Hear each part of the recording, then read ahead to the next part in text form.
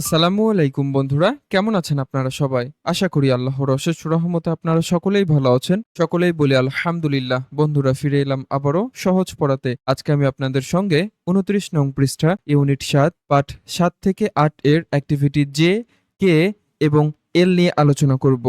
যেখানে প্রথম অংশে লেখা হয়েছে স্ট্রেসড অর্থ জোর দেওয়া, সিলেবলস অর্থ শব্দাংশসমূহ, টু আমরা বলতে পারি স্ট্রেসড সিলেবলস টু অর্থ জোর দেওয়া শব্দাংশসমূহ ২। ল্যাঙ্গুয়েজ অর্থ ভাষা, ফোকাস অর্থ মনোনিবেশ করা। ল্যাঙ্গুয়েজ ফোকাস অর্থ ভাষা মনোনিবেশ। একটু নিচে লক্ষ্য করুন, অ্যাক্টিভিটি জেতে দেওয়া হয়েছে স্ট্রেসড সিলেবলস অর্থ জোর দেওয়া শব্দাংশসমূহ।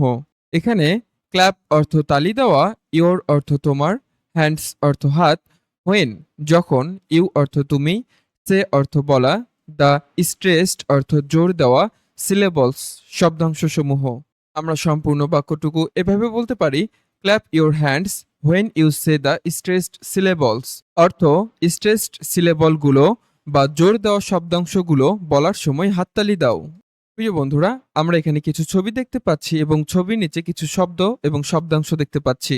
এখানে যেই সমস্ত শব্দগুলি নীল রঙের রয়েছে এগুলো আমাদের জোর দিয়ে বলতে হবে, অর্থাৎ এগুলোই হলো স্ট্রেসড সিলেবলস। প্রথমেই রয়েছে ফিশ। ফিশ অর্থ মাছ, যা বাস্তবে দেখতে মূলত এমন।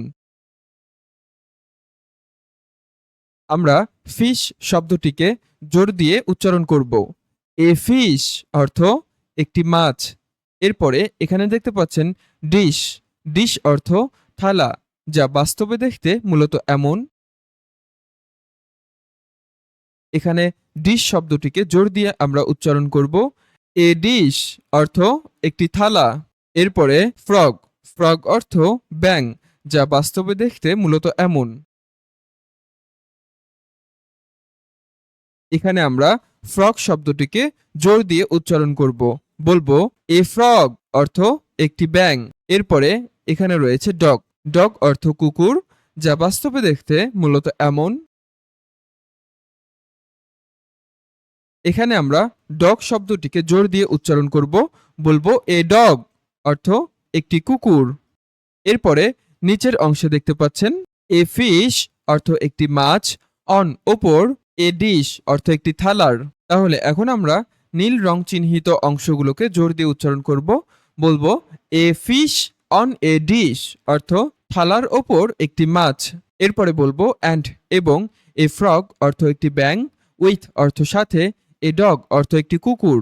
এখানেও আমরা একইভাবে নীল রং চিহ্নিত অংশগুলো জোর দিয়ে উচ্চারণ করব, বলবো অ্যান্ড অর্থ এবং, এ ফ্রগ উইথ এ ডগ অর্থ একটি কুকুরের সাথে একটি ব্যাঙ। এই পর্যায়ে অ্যাক্টিভিটি কে লক্ষ্য করি। লুক অর্থ দেখা, লিসেন অর্থ শোনা, অ্যান্ড এবং, সে অর্থ বলা। লুক, লিসেন অ্যান্ড সে অর্থ দেখো, শোনো এবং বলো। এখানে দেখতে পাচ্ছেন নিচে একটি ছড়া দেওয়া হয়েছে। ছড়াটি এখন আমরা পড়ব। 369 অর্থ 369। আর ইউ অর্থ তুমি কি, ফাইন অর্থ ভালো আছো। আর ইউ ফাইন অর্থ তুমি কি ভালো আছো। ক্ল্যাপ অর্থ তালি দাও, উইথ অর্থ সাথে, মি অর্থ আমার। ক্ল্যাপ উইথ মি অর্থ আমার সাথে হাততালি দাও। এরপরে উই অর্থ আমরা, এর সঙ্গে অ্যাপোস্ট্রফি ডাবল এল এর মাধ্যমে উইলকে সংযুক্ত করা হয়েছে। উইল হ্যাভ অর্থ কাটাবো, এ অর্থ একটি, গুড টাইম অর্থ ভালো সময়। We will have a good time অর্থ আমরা ভালো সময় কাটাবো। এরপরে নিচের অংশ লক্ষ্য করি। 6, 8, 10 অর্থ 6, 8, 10। ক্ল্যাপ অর্থ হাততালি দেওয়া, এগেইন অর্থ আবার। ক্ল্যাপ এগেইন অর্থ আবার হাততালি দাও। লেটস চলো, হ্যাভ অর্থ করা যাক, সাম ফান অর্থ কিছু মজা। লেটস হ্যাভ সাম ফান অর্থ চলো কিছু মজা করা যাক। উইথ অর্থ সাথে, আওয়ার অর্থ আমাদের, ফ্রেন্ডস অর্থ বন্ধুদের। উইথ আওয়ার ফ্রেন্ডস অর্থ আমাদের বন্ধুদের সাথে। প্রিয় বন্ধুরা, এই পর্যায়ে উক্ত ছড়াটি আমরা পুনরাবৃত্তি করছি। 369 are you fine, clap with me, we will have a good time. 6, 8, 10 clap again, let's have some fun with our friends. প্রিয় বন্ধুরা, এই পর্যায়ে অ্যাক্টিভিটি এর লক্ষ্য করুন। দেওয়া হয়েছে সে অর্থ বলা, দ্য রাইম অর্থ ছড়াটি, ইন অ্যাক্টিভিটি কে অর্থ কার্যক্রম কে এর এগেইন অর্থ পুনরায়। Say the rhyme in activity কে এগেইন অর্থ কার্যক্রম কে থেকে ছড়াটি পুনরায় পড়ো। ক্ল্যাপ অর্থ হাততালি দেওয়া। হোয়েন যখন। ইউ অর্থ তুমি। সে অর্থ বলা। দ্য স্ট্রেসড সিলেবলস অর্থ জোর দেওয়া শব্দাংশগুলো।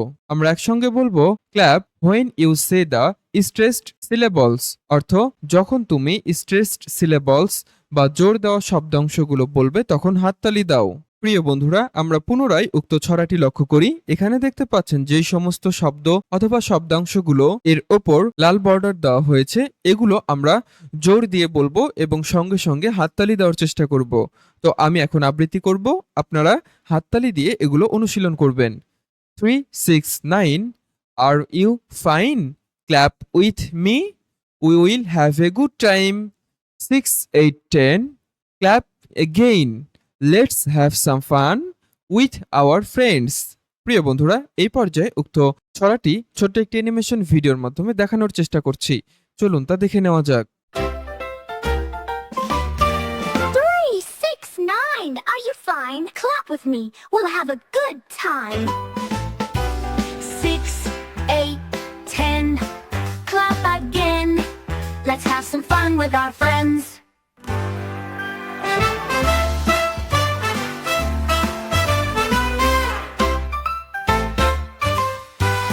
6, 8, 10. Clap again. Let's have some fun with our friends. 3, 6, 9. Are you fine? Clap with me. We'll have a good time. 6, 8, 10. Clap again. Let's have some fun with our friends. Let's have some fun with our friends.